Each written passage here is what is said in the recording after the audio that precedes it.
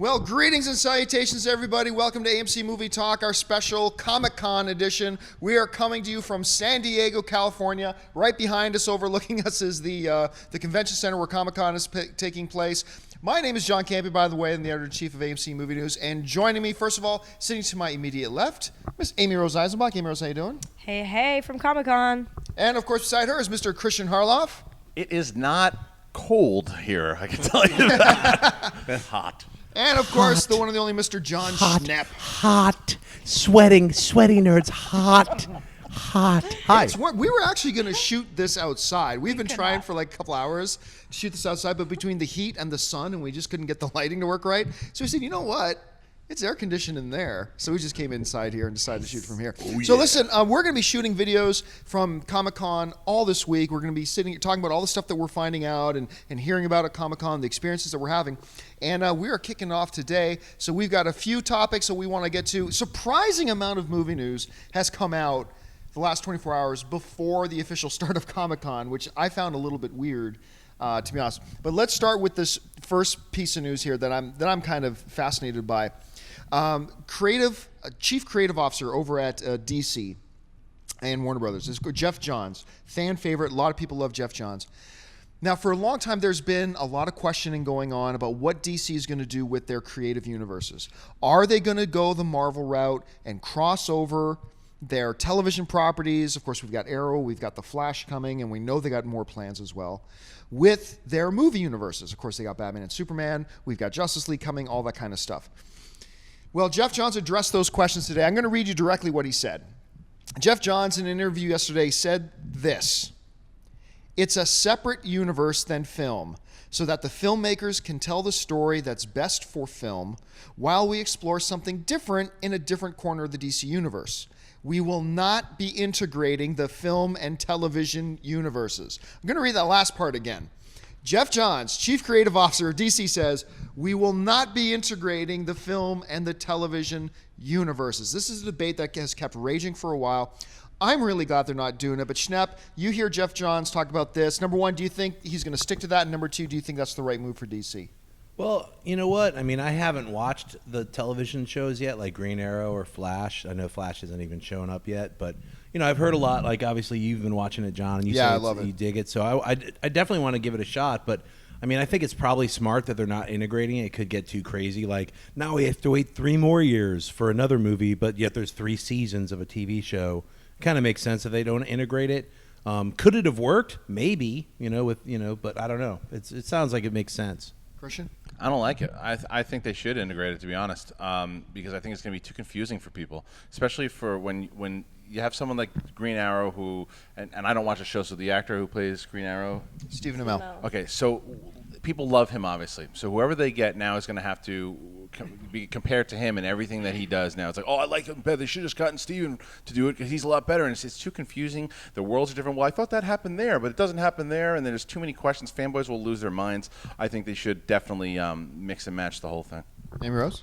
I'm mixed on it because on one hand, I do think that film universe and TV universe should exist separately because it's a different medium. Like film, it's all in, 2 hours. The development is all like that. It's contained. But a series continues to develop and build and all of that. And you can do so much more in different perspectives depending on what you like. I watch much more film than TV. But at the same time, I think you're right because it's not like they're using different characters. There are going to be similar characters on the screen. So even though the universes might not be shared, I don't think it would be a bad idea for them to maybe get Steven because it wouldn't be continuously the storyline, just using the character that people have kind of associated with him. So maybe that's not part of the whole deal. I was going to say, they have the Green Arrow and the Flash, they're obviously going to be crossing over in their TV universe. Yes. It just means that, the movie universe probably is they're not going to utilize Flash or Green Arrow. They're going to try to reintroduce Green Lantern, But there's rumors that they are going to bring Flash in. So if you have 2 Flashes, I just think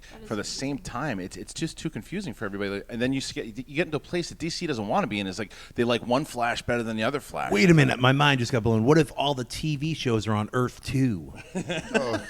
And then, like, in about 5 years, they can have a multiple crisis on Infinite TV movie Earth thing. You heard it here first. Yeah, I got to tell you, I'm thrilled that John's announced this because I've been preaching for a long time that I think crossing the television and the movie universes was a bad idea. I think what you do is you completely creatively tie the hands of the showrunners and you creatively tie the hands of the filmmakers, because now everything you do in the television show, you have to make sure it's not conflicting with anything they want to do in the movie universe. Like if you want to have, like in the television show Arrow, at the end of season 1, minor spoiler to everybody, like half the city blows up. Well, you can't have that happen and not have some ramifications in the movie universe. So now the movie universe is beholden to what they did on the television show, and well, some way we got to work that in, or we can't go back to Starling City because they did this in the television universe. I just think it's a really good idea because I've seen them try to do it in Agents of S.H.I.E.L.D., and that TV show is just one hot, disgusting mess of a TV show. But so I'm glad they're keeping it separate. I agree with you as far as that show, S.H.I.E.L.D. being a mess, but I think that the ideal is a good idea because they're going to be doing that with the Star Wars universe. Everything, whether it be Rebels and the video games and the books. And you're right. It could. And I won't be watching Rebels. But so. Rebels could be amazing. I will be watching. I Could can't be. wait. And I hope that it ties in really well. And I hope we see something from episode 7. So I think that there is a case where it could work well. And I agree with you. I think it also could be a sloppy mess. But I just think it's too confusing overall for the fans. Never cross the streams. Don't cross the streams. See, and I think this whole concept that we're going to be confusing the fans, I honestly think we don't give fans enough credit. I think, okay, we got, for argument's sake, we got Bradley Cooper playing the Flash in the movie universe. Not that we know that the Flash is going to be in the movie universe, but for argument's sake. Okay, that's there, and we've got this other kid, I can't remember his name, who's playing Flash on the TV show. I honestly don't think there are going to be that many people who are like, maybe for a moment going, well, wait a minute, what's going on? Is this a Flash from the TV show? No, it's a different Flash? Okay, and I think they'll be fine. What about the animated Flash? Who's playing him? Nobody knows. Well, to go against my own argument, they did have Brandon Routh around the same time that they had Tom Welling in the show, Right. and it Yes. didn't confuse people. But we weren't in the day of all the mixed universes, and Marvel hadn't done what they had already done. And I think when Marvel is doing is absolutely, S.H.I.E.L.D. didn't work, but I still think they have chances to do whatever they're doing. Maybe with Daredevil, although I don't know if that's going to mix and match with the Avengers universe. I have no idea. So for me, I just don't want people comparing. Well, that guy should be in it because this guy. Just take that scenario out of there. No, I agree. I see your son, but you're right. Your Superman example is right, because then once they cast Henry Cavill, like, you know how many people, like the amount of tweets and Facebook messages I got, that even when they were casting for Man of Steel, that debate was still going on. People were still saying, it only can be Tom Welling. Yeah. And I'm like, no, we don't want Smallville the movie. We want Superman. Right. But all right, let's move on to the next topic here. This is kind of interesting. Look, we've known for a while that Johnny Depp said they were doing it, Disney said they were doing it, Bruckheimer said they were doing it. We're doing Pirates of the Caribbean 5. They got the Kon-Tiki directors, which everybody's really excited about. They got a script put together. It was going to come out in 2015. Then some people said 2016. But now Disney is saying, let me get the exact date here. Disney is saying, yes, July 7th, 2017. Pirates of the Caribbean 5, they haven't given an official subtitle to that yet. But Pirates of the Caribbean 5, July 7th, so it's going to be a summer film. Not to nobody's surprise. 2017, Amy Rose. Are you shocked that they are actually still moving forward with this? And is it a good idea that they're still moving forward with this? From a monetary standpoint, it's not shocking at all. These movies make money. This is their big boy. But from a personal standpoint, I could care less about this. I think the franchise was done after the first one. I know a lot of people still have a lot of fun with these. Johnny Depp, I'm not one to knock all these colorful characters that he has taken on. Sure, I want to see him continue to go more dramatic, like we all fell in love with him in the first place. But I get it from an actor's point of view. That could be a lot of fun, and he creates these characters from the ground up, so I get it. But the only intriguing point about this news that we knew from before was that the Kon-Tiki directors, because Kon-Tiki was really interesting and good. So that, I think that was a fresh approach to it. But no, I'm not surprised at all that they're moving forward with it. And I'm sure it's still going to make a lot of money. And Jeff Nathanson, who did the screenplay for Catch Me If You Can. Yeah. Certainly, that's interesting. Anyway, Christian, what do you I'm think just about sick this? of the character. I mean, I'm definitely not surprised that they're moving forward with it because, John, I think you've mentioned it a 1,000 times in the fact that Johnny Depp, if he's not in the Sparrow outfit, he's not making money. So he's got to do this movie to get himself back in, just for his bank account. But I like the fact that it's pushed back to 2017. I mean, at least they're going to put a little more effort into it. So, ish. But I Ish. mean, but they're not rushing it out. But I mean, the fact that just anytime you give it a little more time to develop it gives me a little more hope. I actually didn't hate number 4, but yeah, I'm with you. I could not care less about whether or not they're doing it, but I'm not shocked. Schnepp, I don't know why you guys all hate pirates. You love pirates. Well, now Schnepp, I mean, now people know that we all got here in San Diego yesterday, and it was a little bit of an awkward moment when Schnepp came out in his, Captain Sparrow head-to-toe PJs. Yeah, it was like a steampunk PJs, guys. Come on, man. So what do you think about this? Yeah, pirates. Everybody knows how excited I was when I didn't see the other Pirates movies. But you know what? I think Pirates of the Caribbean is single-handedly keeping the Pirates movement going. So all you people who like wearing like peg legs and stuff, and all you arg guys, yay, pirates in like 7 more years or whatever. You know what the funny thing is about? Here's the thing about Pirates. I agree with Amy Rose. The first one was one of the most pleasant surprises of the movies I've ever seen. I thought it was you're making a movie based on a theme park ride, Fun. Yeah. and yet it was wonderful. It was awesome. But ever since then, Pirates has done to me what Transformers has done to me. After the first one, which I really, really liked, they keep getting me to buy into and believing the next one will be good. So I was really excited about the second Pirates. Then, the third one looks good. Chow Yun-Fat's in it. Wah. Then the fourth one, Ian McShane's in there and stuff like that. This is going to be awesome. Wah. Wait, this fifth one is going to be called Ice Pirates of the Caribbean. Ice Pirates of the Caribbean. It's going to be awesome. I just, you know what? It's going to happen again. I can sit here right now and tell you, why are they doing another one? But I know it's going to sucker me in again because I'm an idiot. So I'm going to get suckered in again. They're going to announce a great cast member, and I'm going to go, wow, that sounds really cool. Then I'm going to see the first trailer, and I'm going to go, you know what? I bet this one's going to get us back on track, and then it's going to disappoint me again. Yay. But I'm going to buy into it. I know I'm going to buy into it. All right, let's move on to the next thing here. This is interesting. So we all know about a year and a half ago, 2 years ago, Robert Downey Jr. got, his contract was coming up. He got into a big contract dispute with Marvel. He wanted, 5 dump trucks full of money instead of 3 to continue doing it. Eventually, they came to a deal, and they signed a deal for Robert Downey Jr. to do Avengers 3 and Avengers 4. Okay. But since that time, Iron Man 3 comes out. It becomes the 5th highest grossing movie of all time. The biggest grossing Marvel film other than the Avengers. So now, obviously, people are asking Iron Man 4. What's going on with Iron Man 4? So, recently, Robert Downey Jr. is being interviewed, and they asked him, well, what about Iron Man 4? And this, I'm going to read his response verbatim. He says, it's down to Kevin and Ike. The Kevin Feige, obviously, the president of Marvel Studios, and Ike, I've never pronounced his last name right, so I'm not going to try. Who's the CEO of Marvel? He said, it's up to Kevin and Ike and Disney to come to us with what the proposal is. And that's going to then be on us to agree or disagree with it. When things are going great, there's a lot of agreement.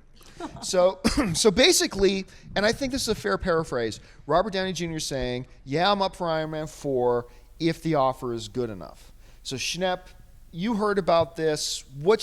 First of all, what's your impression of that statement? And then do you think they're going to be able to come to a deal?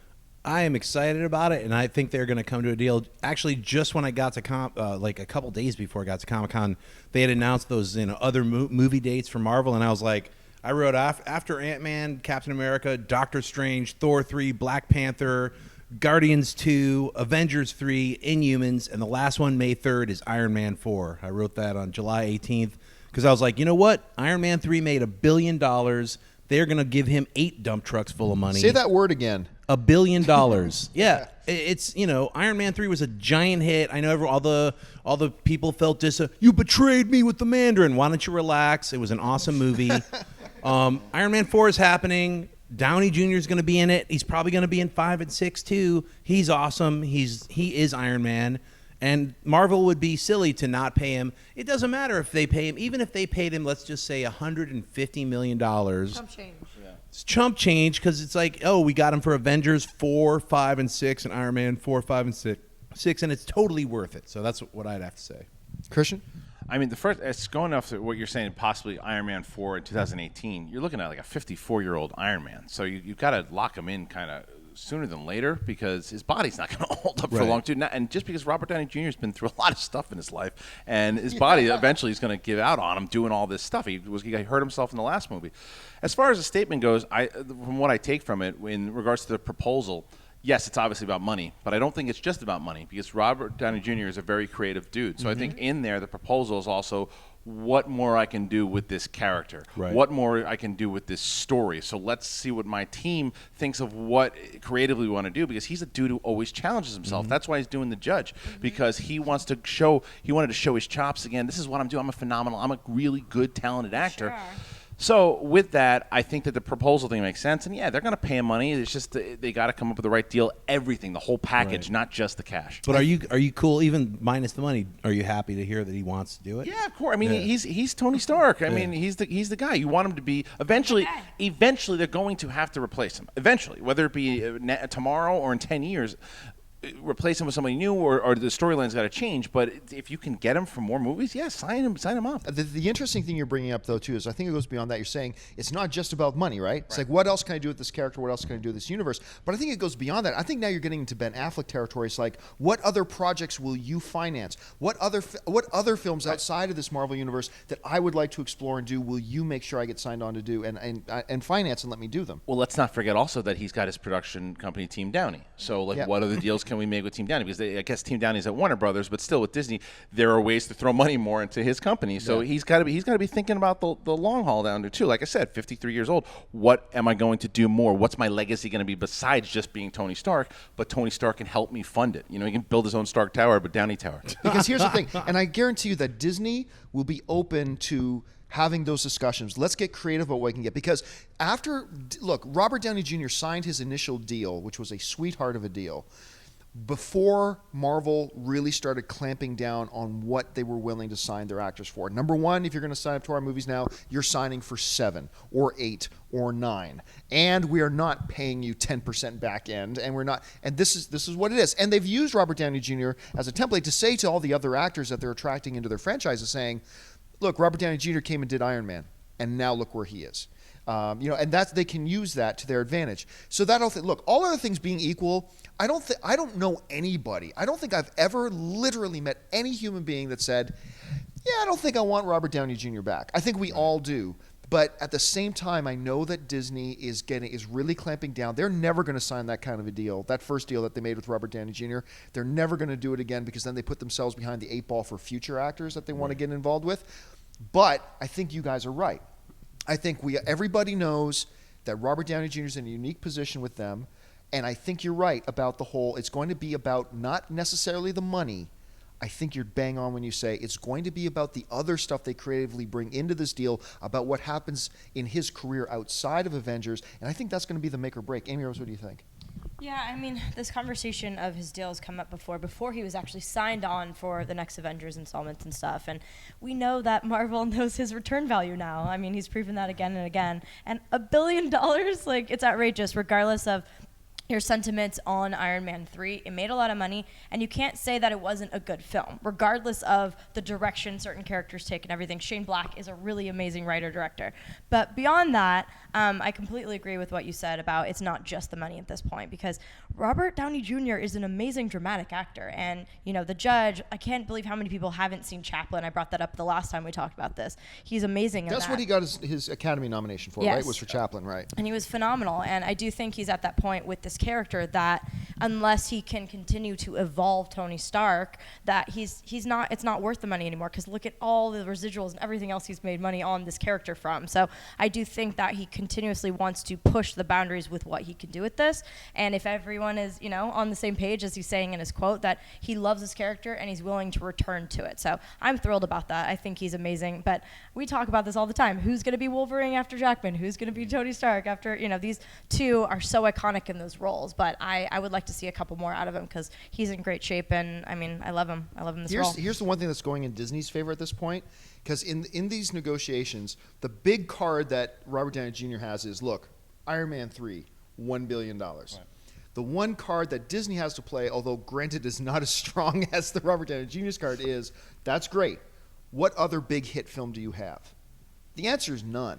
He has no big box office smash film that he's done. So they're going to be making the argument that, look, Robert Downey Jr. and Iron Man and Robert Downey Jr., you are what has made each other successful. This isn't all about Robert Downey Jr., and I don't think Robert Downey Jr. has that attitude anyway. I don't think so either, and it just goes back to what we're all agreeing on, is the fact that it's just like, I'm sure, but what else can we do? Yeah. I agree. All right, let's move on to the next topic. This is interesting. This has been floating around for a couple of days now, and I've just been completely ignoring it, and because I knew there was nothing to it. But you hear all these people saying, Sinister Six is in trouble.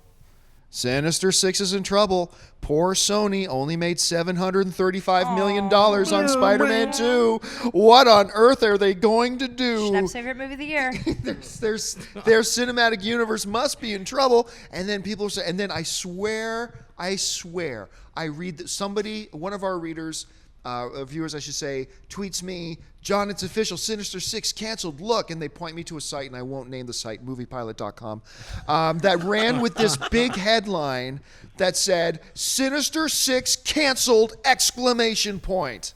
It's like, okay, well, you know it's not true. 5 minutes later, I get a ping from the Wrap, and the Wrap has officially let the news out. Sony has confirmed Sinister Six is coming November 11th, 2016. And Amazing Spider-Man 3 now pushed to 2018. So that is the Wrap. So the reports of Sinister Six's demise have been greatly exaggerated. It is indeed coming. So Amy Rose, let's start with you. You heard that Sinister Six is now in the books. They've got a release date for it. Closer than I think a lot of us thought it was going to be. Now in 2016. That's just 2 years from now. Your thoughts on this? I mean, I think that some people out there did like Amazing Spider-Man 2. I am not in that camp. I kind of liked it. Okay, well, I am not in that camp at all. Had its problems. I feel like with villains, they can be the most interesting part of the story, or they can destroy it if you don't do it well. Yep. I feel like that was a perfect example of not knowing what to do with so many villains. Now, Sinister Six, there is so much promise here because I've always wanted to see from the villain's perspective how this is going to play out. You know, the perspective, the point of view, everything could be so well done. But they do have a lot cut out for them now because I would say majority of people didn't like Spider-Man, because I really liked Amazing Spider-Man, the first one. Thought Mark Webb really, reinvented it. I'm still biased to Raimi, but I thought it was pretty solid, but the villains just didn't work, and I love Dane DeHaan. That was so not what I wanted to see with Goblin. Like, it just did not work with me. So they have it cut out, but I'm glad that they at least have the balls to commit to it and to try to, do it again, because there are different players involved with it as well. And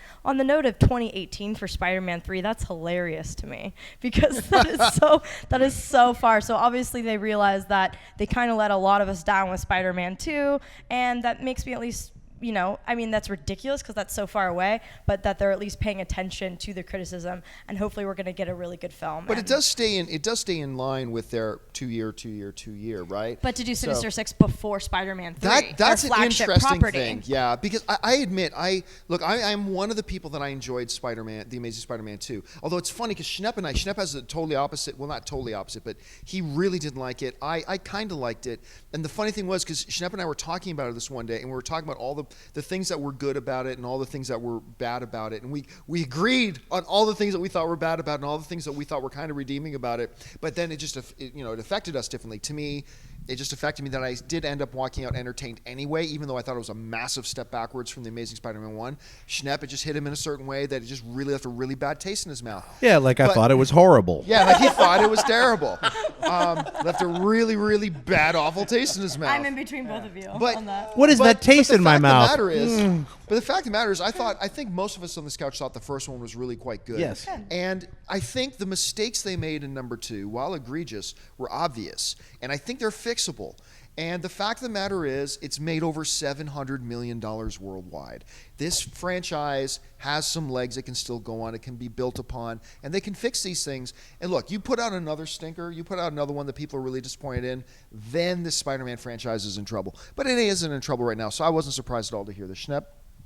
Well, I'm disappointed on many levels, but hey, look, if they need to take 4 years to get Spider-Man 3 back on track, I'd say they should just let Mark Webb direct it, because obviously Spider-Man 2 is directed by a team of people. It's very obvious when you see it. He wasn't allowed to actually work with the actors. It's very choppy and uneven. So it just stinks of too many hands in the pot. So I don't want to go into why I thought The Amazing Spider-Man 2 was a horrible wreck. But it didn't have just to do with so many villains. It was just the uneven tone, and from scene to scene to scene. It was inconsistent throughout. It was so inconsistent that it became this upsetting thing. But I mean, the Amazing Spider-Man. Talking 2, about everyone talks like this. I'm going to be yelling the whole time. I'm gonna pause while you hang out with a little boy Like for even a second. I'm like, oh, Paul Giamatti. What did Yeah. they? Like, what family member do they have held hostage? Yeah, right now? nobody told him even like, oh, hey, you're in a movie that's like, you don't have to be over the top. You're like an angry dude, but don't be like a cartoon. Yeah. It was just like all those scenes were from a different movie. So with the Sinister Six, now you have more villains. So the Amazing Spider-Man 2 had like 3 sets of villains. We won't even get into the Dane DeHaan like weirdness at the end. Like he just gets into this suit and knows how to fly around like a goblin. Just really bad, really sloppy writing. And also inconsistent. They must have cut out like 40 minutes of the movie. Like we filmed the scene that explained things like that, but then we cut it out. Who knows? Just a big wreck. But the Sinister Six has 6 villains. But the only reason I'm looking forward to that is Drew Goddard. Mm-hmm. That's the only reason. That's the wild card. He's here. writing it. Yeah. He's directing it. Sony, if you know what's up, let him just make the movie. Don't get your guys who are selling toys involved and like try to like mess around. It's like, look, you already got the toys. There's 6 villains. Chuck, Spider-Man in there if you're smart, and you'll have a really great movie. Let that guy do it. The Amazing Spider-Man 3. Who knows? Just let Mark Webb direct it. Stop, adding a bunch of stuff and messing around. I don't even know. Eventually, a book will be written about the Amazing Spider-Man 2 because I think it's on par with Batman and Robin. That's how bad it is to me. It's just a train wreck. Christian? I really could. I don't care about this Sinister Six movie at all. I don't care about the Spider-Man movie anymore at all. And I'm with you. I didn't hate it like John did. I thought it was fine. There were a lot of problems with it, but it has just come. And I really like Andrew Garfield as Spider-Man. I think he's great. They've lost me. They really lost me, and I agree with you guys that Drew Goddard is the one reason that I could really get back into it if they set it up right. But I don't. The way that they set up the villains that are going to be in the movie, I don't care about any of them. There's nothing about any of these villains that make me go, oh, I want to see a movie about them. But it does also explain why they are doing Spider-Man 3 so late is because they don't like the direction that they've taken the movie so far. So what they're going to do now, whatever they set up in the Sinister Six movie, will then play into Spider-Man 3. That could save and put us in a new direction. Yeah. Right. So by putting us in that new direction, this is the Sinister Six is a chance to save the franchise. It's just a matter of whether they can do it, and a lot of us just don't care right now. But I actually think that as much as I like Mark Webb, I don't want to see him direct Spider-Man 3. I'm with you on that. I mean, even though he signed on, I mean, honestly, like, when they announced they were going to do a Spider-Man movie every year, and this is before The Amazing Spider-Man 2 came out, I was like, that's cool. I was like, we get to see an Amazing Spider-Man movie and then a spin-off, then an Amazing Spider-Man movie. I was 100% into it. You're right. I don't care anymore. I mean, I want Drew Goddard to make a good movie, but...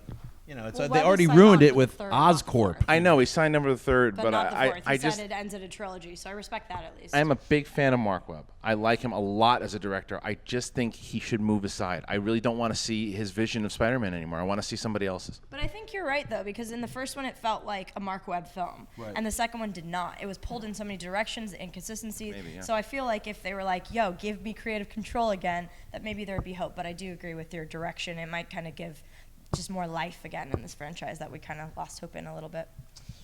All right, folks. Well, that'll do it for us for this inaugural installment of our special series of Comicon videos coming to you from San Diego, California. We're going to be here all week. We will have shows up every day. We're going to have some special videos up as well as we go along. So thanks for joining us. And yes, we will start incorporating mailbag questions. We just wanted to get today's show out of the way without mailbag. So you can fire in your mailbag questions to us at AMC Movie Talk at gmail.com, of course. You can tweet to us at AMC Movie News. Lots of different ways to get in touch with us. So I want to thank the people sitting on the couch with me.